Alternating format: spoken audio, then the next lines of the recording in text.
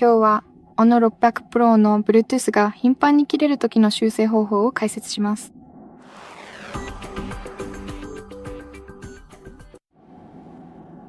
まず、接続が不安定な場合は、設定から Bluetooth に入り、デバイスを削除してください。ペアリングを解除します。そして、もう一度接続してください。ペアリングします。これで接続が安定するはずです。また、Bluetooth を一度オフにしてからオンにする方法も試してみてください。これで接続が正常かどうか確認してください。今回は以上です。ご視聴ありがとうございました。高評価と登録お願いします。ではまた次回。